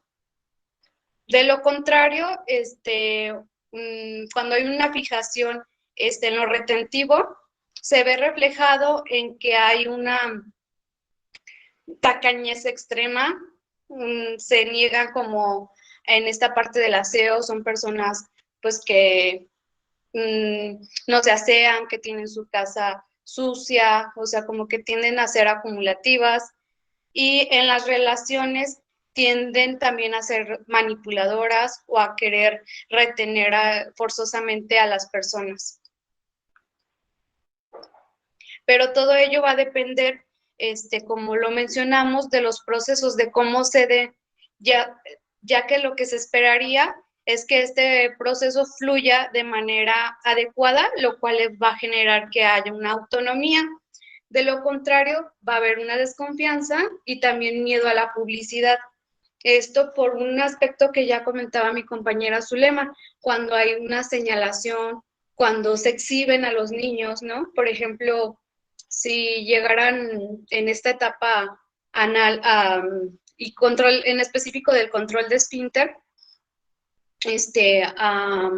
pues a defecarse en algún lugar que socialmente es inapropiado, que los padres puedan como exhibirlos, incluso con familiares, con amigos, de decir, mira lo que hizo mi hijo. Entonces esto va a causar un gran impacto en el niño, en la niña, y lo va a llevar, si fue como tan impactante, a la edad adulta, en la cual se va a ver limitado a no poderse expresar en público, a tener miedo a establecer relaciones, pues, concretas, seguras, porque va a tener esta desconfianza. Pasamos a lo que podría, a lo que se le conoce como un tipo de personalidad que igualmente se va a generar. La primera es una paranoia, en la cual las personas se sienten vigiladas, que las persiguen, ¿no? Porque en este proceso hubo pues alguien como de mayor autoridad que igualmente le estaba persiguiendo, le estaba regañando, señalando, y esto también igual va a seguir en la edad adulta. Va a tener estos delirios en las cuales creen que hay alguien que le está vigilando. Por ejemplo, podría ser una representación así, de pensarlo que en su casa le espían con cámaras, cuando voy por la calle noto que alguien me sigue, o delirios de grandeza, que se podría haber manifestado con que piensen como que hay no sé, tal vez una figura suprema que los ha elegido para hacer tal misión, o sea, como que se crean estas ideas. U otro delirio sería el de prejuicio, cuando una persona cree que hay alguien intentando dañarle o perjudicarle. Se podría ver ejemplificado en que piensa que las personas están armando como todo un complot para dañarlo, para hacerle algo, cuando pues esto ni siquiera está sucediendo. Otro delirio es el de referencia o de autorreferencia. La persona sospecha que la gente habla de él, incluso en los medios de comunicación, o sea, se van como, o sea, no hay como un límite, ¿no? De que nada más en su círculo más cercano, sino que pueden imaginar que incluso lo que está pasando en los medios de comunicación va referido a él. y podría ser así, o sea, que cuando va en el metro, todos lo están mirando y están pendientes de lo que hago, hablan de mí, incluso, no sé, en las canciones, o sea, como que todo está enfocado a él, igualmente porque había unas figuras que únicamente le estuvieron hostigando, le estuvieron siguiendo, y pues esto es lo que llegaría a suceder. El otro tipo de personalidad es obsesivo-compulsivo. Cuando este proceso se vivió de una manera igualmente frustrada, pero porque había una sobreexigencia por las figuras de sus padres o de los cuidadores principales, al no permitir que se manchara, al no permitir, no tolerar nada de suciedad. Entonces, pues estas personas se caracterizan por un patrón de pensamientos y miedos no deseados, o sea que son obsesiones que provocan comportamientos repetitivos. Principalmente se ven reflejados en las actividades diarias, como el lavarse continuamente las manos, la cara, evitar tocar objetos que para ellos representan un peligro, o sea, como que a ese nivel se va la cosa de que piensan que ya se les subieron como un montón de bacterias, cuando pues no son perjudiciales en los objetos que tenemos en casa, porque pues continuamente los limpiamos, pero ellos piensan así, o sea, que es súper malo que toquen algo sin posteriormente haberse lavado las manos. Estos trastornos se centran en ciertos temas. Por ejemplo, el miedo excesivo a contaminarse de gérmenes, como lo mencionaba, para aliviar temores de contaminación. Y sus síntomas principales son el miedo o duda a dificultar, a tolerar la incertidumbre, o sea, como que siempre quieren tener el control de la situación, de las cosas, no toleran, o sea, que haya un poco de desconocimiento, que algo esté fuera de sus manos, porque quieren tener el control. La necesidad de tener las cosas ordenadas o que sean asimétricas, no toleran el que algo esté como fuera de lo que para ellos debería de ser.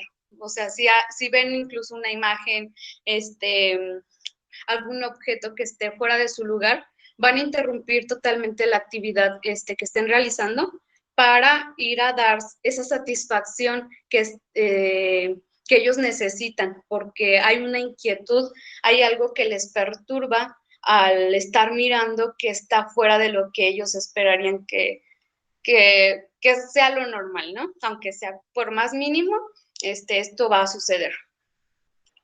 Pensamientos agresivos u horribles sobre la pérdida de control y el daño a sí mismos o incluso a otros. O sea, ya se puede ir al extremo de que haya cosas que no toleren en las otras personas y puedan dañarlos.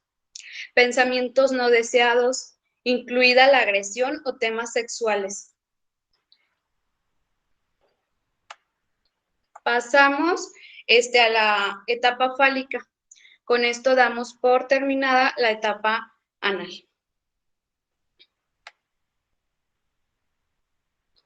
Retomé aquí 3 puntos. La etapa se denomina fálica con toda exactitud, pues la zona determinante es la del falo en los varones y en el clítoris su representación en las niñas. Se establece entre los 3 años, pero da como su auge en los 5 o 6 años de edad. Se procuran sensaciones placenteras mediante el estímulo de sus genitales, Una vez que se ha superado que se ha pasado a la etapa genital después de venir de la etapa anal, es que ellos ya se dan cuenta que en específico sienten placer, hay una satisfacción en sus genitales, pero esto derivado de la etapa anal, porque cuando había la limpieza o sí, por parte de sus cuidadores, cuando les limpian, pues hay como hay este frote, entonces se dan cuenta que ahí sienten placer. Y en la etapa fálica lo focalizan, o sea, se dan cuenta, quieren experimentar, quieren sentir, quieren estimularse, y eso es totalmente normal.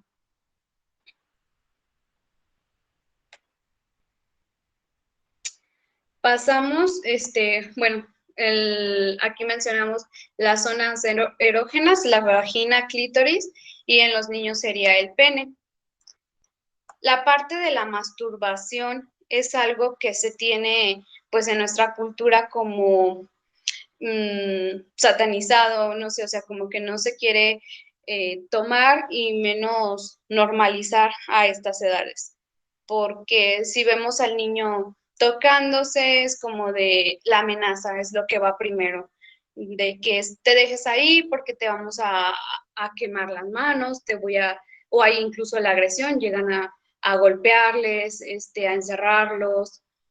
Hay un montón de prácticas que realizamos que no ayudan, o sea, nada más son de manera negativa y provocan pues que también en la etapa adulta se vean reflejadas estas limitaciones que les hicieron. En el caso, por ejemplo, del niño o de la niña, a la cual se le vio limitada de explorarse, pues puede ser que ya en una etapa adulta llegue a exhibirse o a tener comportamientos que ahora sí estarían como totalmente desfasados o que estarían dañando o perjudicando a otras personas, pero en su inconsciente, o sea, quieren representar que han superado esta etapa, ¿no? Que no se les ha castigado, que no se les ha cortado incluso su genital, porque fueron las amenazas que hicieron los adultos principalmente. Entonces, pues es como una manera de decir, estoy completo, estoy bien, pero llevándolo lamentablemente a realizar estas acciones.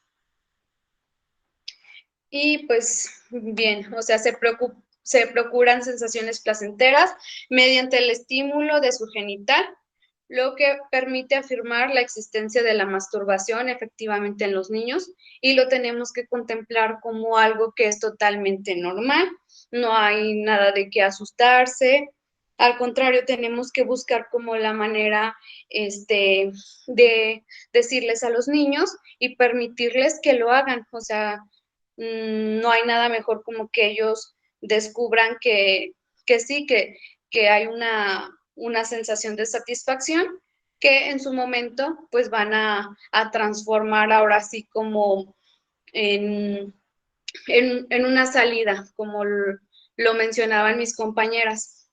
Tiene que haber un objeto de la descarga de la libido. No puede ser únicamente en su cuerpo como lo era en etapas tempranas, sino que ya va a haber una representación o un lugar a donde pueda ir toda esta descarga. Continuando con el complejo de castración, es el temor a la pérdida del pene. El descubrir que hay seres sin penes horroriza a los niños, ya que en los primeros años de vida, los niños varones no reconocen otro órgano más que el de ellos. Es con lo que se han familiarizado y atribuyen su existencia a todas las demás personas, incluso a los objetos, perdón. El descubrir que hay seres sin pene le horroriza, pues llegan a suponer que las niñas en algún momento lo tuvieron y al ver que no lo tienen, pues que hubo alguien que se los cortó, hubo algo que les pasó, una tragedia, así lo imaginan, entonces hay este miedo, este temor a que les pase lo mismo. Un aspecto que es importantísimo de retomar es que hay este temor, pero por la idea de que se les cortó en consecuencia de la masturbación. O sea, piensan que él se estuvo tocando, entonces lo cumplieron. Sus papás de esta niña sí le cortaron el pene porque ella se masturbaba y esto es algo inapropiado, algo que no se debía hacer.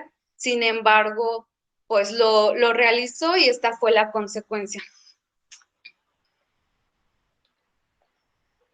Entonces hay efectos relacionados con el temor del pene, teniendo en cuenta el carácter catastrófico, también como lo sería en otros casos pasados, el destete, la pérdida de las materias fecales, en la primera instancia su nacimiento. Todo esto va siendo como pérdidas consecutivas, lo va pensando así. Al momento de nacer hubo una pérdida, porque ya no estás en el lugar seguro en donde te encontrabas, en el vientre materno. Pasando con el destete, o sea, estás como totalmente atendido, sientes satisfacción por el pecho de la madre, hay calidez, hay contacto. Entonces, cuando se hace esta separación, pues es toda una ruptura bien complicada.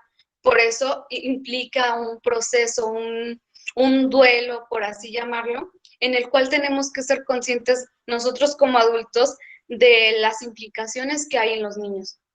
La etapa anal, igualmente, la expulsión de las heces no es como algo pues que sea como normal o que se dé así, sino que hay un proceso, hay para controlarlo y para asimilarlo principalmente, de que esta es una función fisiológica y no va a haber como una pérdida de ese regalo, de ese objeto tan valioso como lo mencionaba mi compañera Zulema, que incluso al darse cuenta de que es valioso para ellos, lo van a regalar como agradecimiento a sus padres.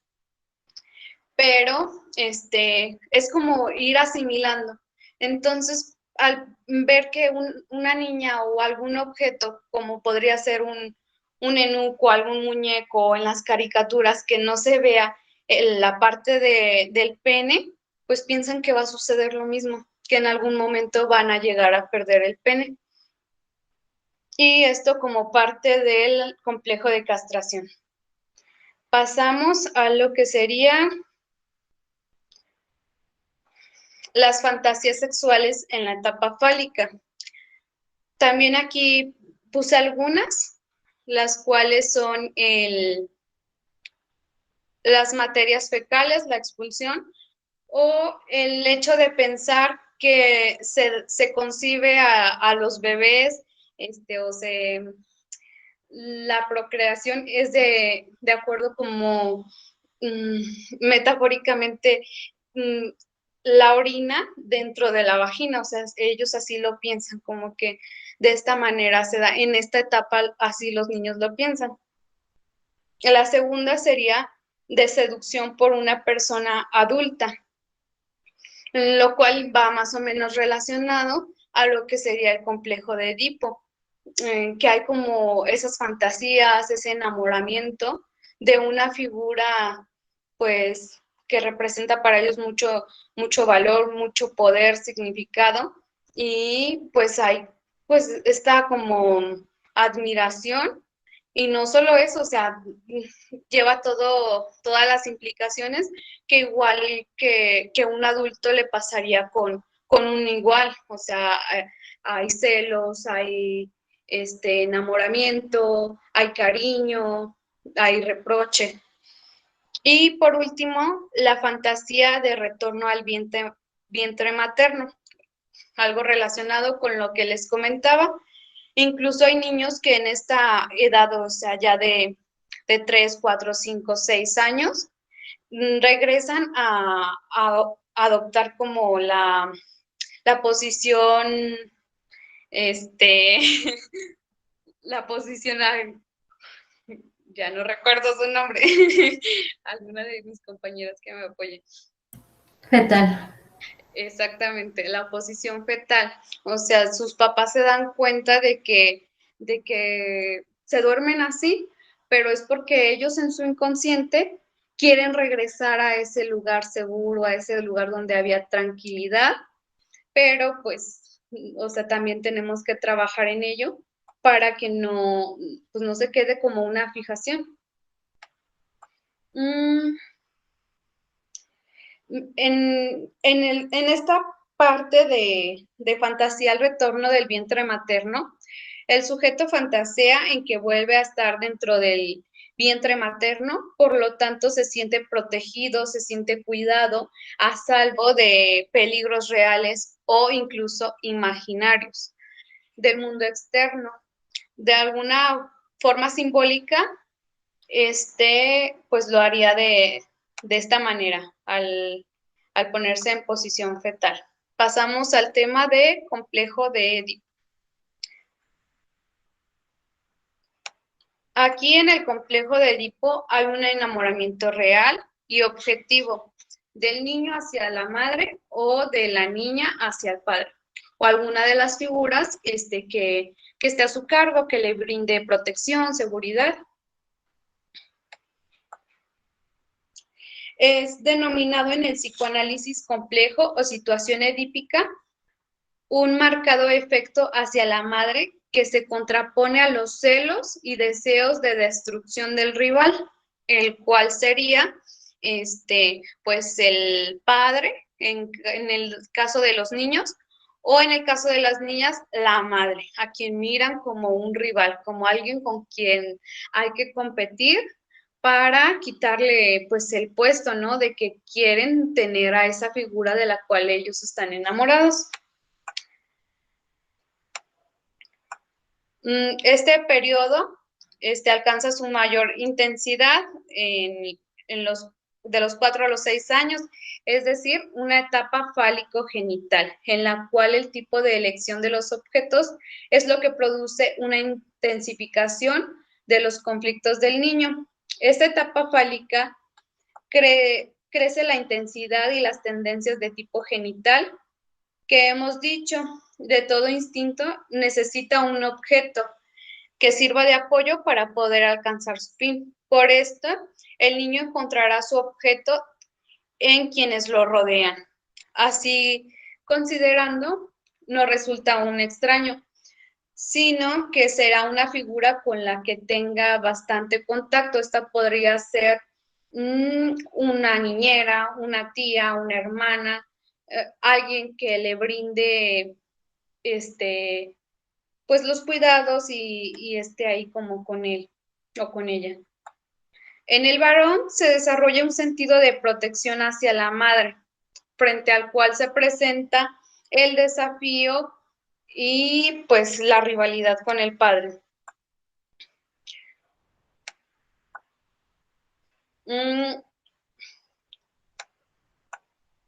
Creo que no se ve la presentación, la diapositiva. Una disculpa. Sí, Sandro, no te preocupes. Lo voy a explicar así. En el varón se moviliza la angustia de la castración, porque piensa que el padre, ese sujeto como más fuerte, con mayor autoridad, le puede pues llegar a castrar. La distinción reside en el complejo de castración, aparece en los varones después del complejo de Edipo, proceso inverso en las niñas, lo cual sería que primero se da como esta idea de ser castradas y luego ya sucedería lo que sería el complejo de Edipo, en la cual hay el enamoramiento o pues centra su atención en el padre. La niña tiene como objeto primero a su madre, con quien ha compartido pues las etapas pasadas, este proceso de la lactancia, si es que se dio de esta manera, sino igualmente en los cuidados, en el tiempo que comparte con ella. Ahí está como, pues sí, como que se quiere parecer a ella, hay admiración, hay cariño, pero después se va a transformar porque ve que hay un sujeto que le atiende a la mamá, que la quiere, que la protege, y por lo tanto ella desea lo mismo. Ella desea una figura que también le cuide, que le quiera, que le atienda, y ahora sí seguiría como esta etapa en la cual ve a su mamá como una rival. Y pues ya, o sea, como que compite por el cariño del papá. Ay, permítanme un momento. Finalmente, ¿cómo se daría esto de la resolución del complejo de Edipo? Al lograr una identificación en la sexualidad, en el que la niña diga, admiro estas cualidades de mi mamá, pero pues va a llegar un momento en la cual yo las voy a adquirir para tener aquello que deseo obtener. Igualmente los niños, al aliarse con el papá y decir, pues quiero una mujer como lo es mi madre, entonces tengo que trabajar en mí, o sea, tengo que llegar a ser alguien fuerte, alguien que le pueda proporcionar como estas características que yo admiro en mi papá para conseguir a una mujer como mi mamá. Como este último punto, damos por terminado lo que sería la explicación pues de las etapas sexuales propuestas por Sigmund Freud, y en un primer tema, el desarrollo del apego.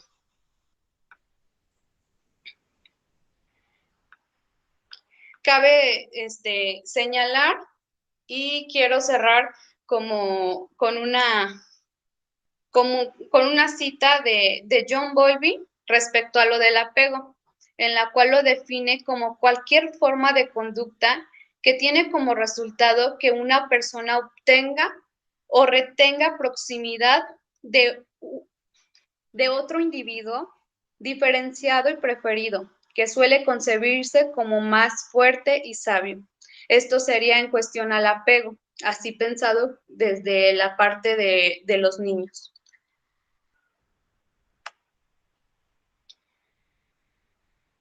Y hacer hincapié en la conciencia que tenemos que tomar nosotros como adultos, como cuidadores, como cualquier papel que estemos cumpliendo en cada uno de los contextos en donde nos desarrollamos, en donde nos desenvolvemos.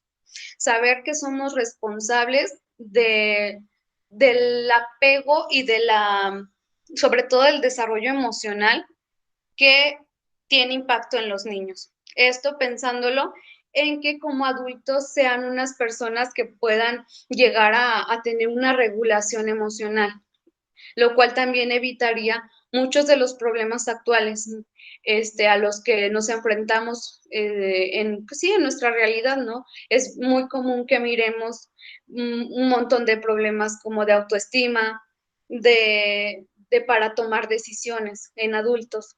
Pero todo esto lo podríamos evitar si nos enfocáramos pues en crear niños, acompañar niños, mejor dicho, con los mejores ejemplos, porque pues muchas veces de eso aprenden.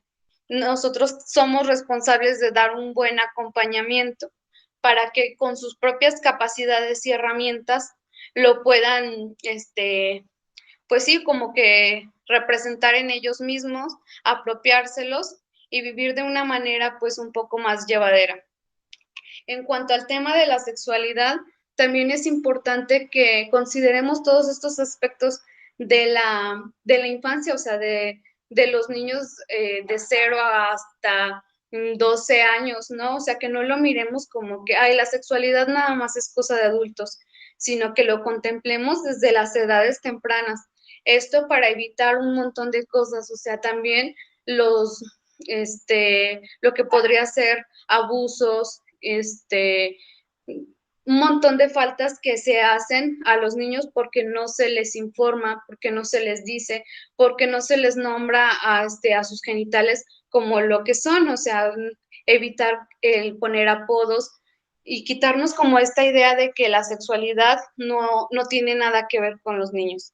Hay que normalizarlo, hay que trabajar con ello y pues yo creo que nuestra tarea como educadoras es difundir toda esta información y ustedes como adultos, como cuidadores o de cualquier manera, también replicarlo, o sea, tomar como conciencia de todos estos puntos y pues llevarlos hasta el mayor alcance que podamos tener. De mi parte sería todo. Dejo el micrófono y la palabra totalmente abierta a alguna de mis compañeras si quiere hacer alguna aportación y pues yo me despido.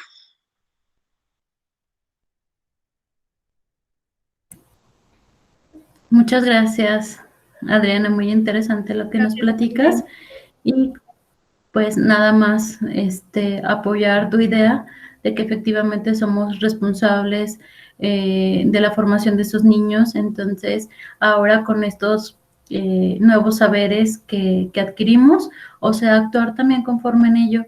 Ya no hay como pretexto de mencionar que hay algunas cosas que no sabemos.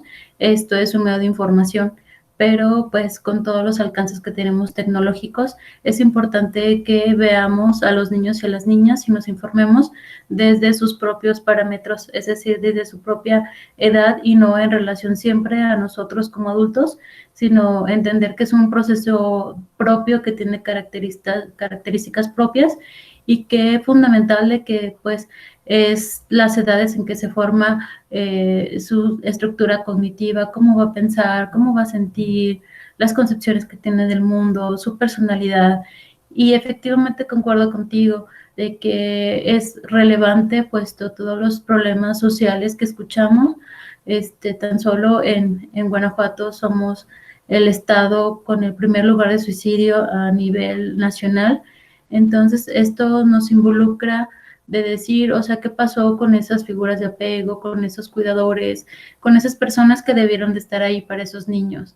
Entonces, ya hay que dejar de responsabilizar a los niños por las cosas que suceden, porque ahora pues se escucha mucho que sí tienen trastornos de déficit de atención. Y digo, más bien, yo pensaría así, más bien nosotros somos los que carecemos de poder darles el tiempo de atenderlos y de brindar esos cuidados parentales. Entonces, se escucha cosas como esa, o que ahora los niños solamente juegan con la tecnología, que no hacen otra cosa, pero pareciera que nosotros también somos adultos muy ocupados, que tampoco nos detenemos a prestarles la atención y ser su apoyo para que pues ellos empiecen a entender todo este mundo que es tan complejo. Cuando yo estaba leyendo sobre esto, digo, híjole, qué complejo, o sea, de que en la mente de un niño todo esto que le sucede, de retener, de expulsar las heces, de que si tiene unos genitales, o sea, qué complejo todo esto lo que les pasa. Entonces, qué bueno que nos empecemos a informar y que seamos adultos que pueden responder a esas necesidades y que efectivamente los niños seamos como ese puente efectivo y también cálido de que ellos puedan entender todo este mundo que les rodea. Y bueno, esa sería mi aportación. Muchas gracias, Miguel. Y bueno, ya para pues finalizar esta plática, me gustaría expresarles que pues de parte de nosotras es muy grato pues expresarle todas estas palabras tan significantes, estos temas que son de tanta relevancia para a ustedes como cuidadores primarios, como padres de familia o como profesionales de la educación y de la infancia, llevar a cabo estos temas, ¿no? Y me gustaría despedirnos de esto, tratando de generar esta conciencia, dejar una huella en ustedes, tratando de pues completar esta información, de que conozcan estos buenos tratos que generan el apego. También tomar en cuenta que, como se mencionó al inicio de esta plática, que los niños son indefensos y no tienen esta capacidad de cuidarse por ellos mismos. Necesitan el apoyo de las personas, ya que pues ellos son inmaduros y tienen esta maduración hasta los 21. Son 21 años que pues hay una persona responsable del cuidado de estos. Y con referente a las etapas psicosexuales, entender que pues son cambios que si a un adulto les cuesta entender, más a un niño, y que pues tratar de generar este apoyo, esta conciencia en las personas adultas para entender el por qué pasan estas cosas y que conozcan un poquito más de estos temas para que no pues sexualicen o no quieran cambiar el rumbo de esta información. Y pues agradecerles el tiempo que pues están tomando pues para ver esta plática, escucharla y pues pedirles el que difundan esta información, la compartan pues con sus conocidos, con las personas que más allegados o que sepan que tienen esta convivencia con niños para que generen ese granito de arena y de conciencia en las personas.